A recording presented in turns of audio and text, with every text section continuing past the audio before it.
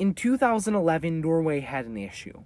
They almost ran out of butter. After a summer of heavy rains, the country's dairy production was down, and by quite a bit. This would result in a national panic over butter, with national shortages and widespread inflation of butter prices across the country.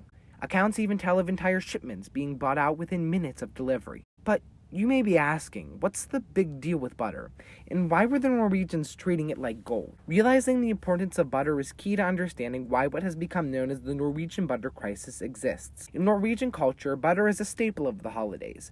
Butter and julebrod is a staple of Norwegian Christmas. Julebrod is a sweet sliced bread that you spread with butter, and without it, Christmas in Norway is not really Christmas.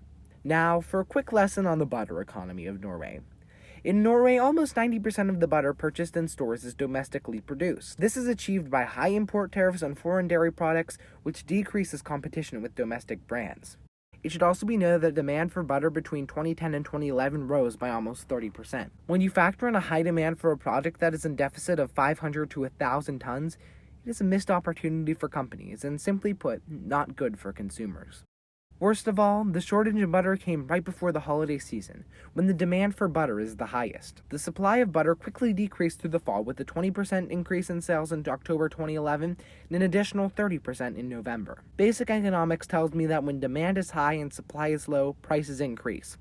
And that is exactly what Norway saw. By mid-December 2011, one 250-gram pack of butter cost 300 Norwegian krona, or 50 United States dollars, or 32 British pounds if you're into the whole Anglophile thing. The Danish tabloid BT was not exaggerating when they described Norway as gripped in a smør panik, which is Danish for butter panic. As prices for butter soared and the shortage dragged on, Tine, the largest dairy company in Norway and market regulator that accounts for 90% of domestic butter production, called for the government to lower tariffs. The government cut the import duty by 88%, taking it from 25 Norwegian krona per kilogram to just 4.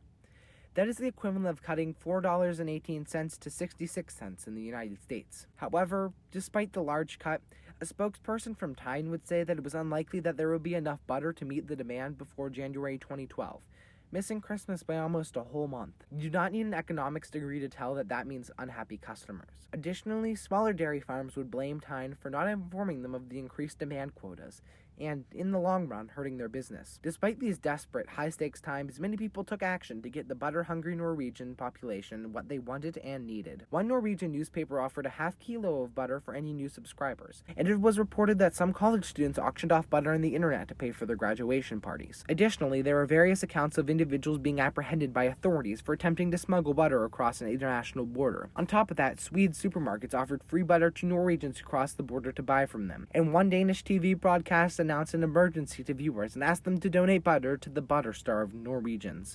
Even with some slightly laughable tries at making money off the situation, the Norwegian butter crisis cost the Norwegian economy almost 43 million Norwegian krona, about 40 million United States dollars. Lesson learned: do not test the Norwegians and their butter. Thanks for watching. I hope you enjoyed the video, and I would appreciate it if you liked, commented, and subscribed. Have a great day.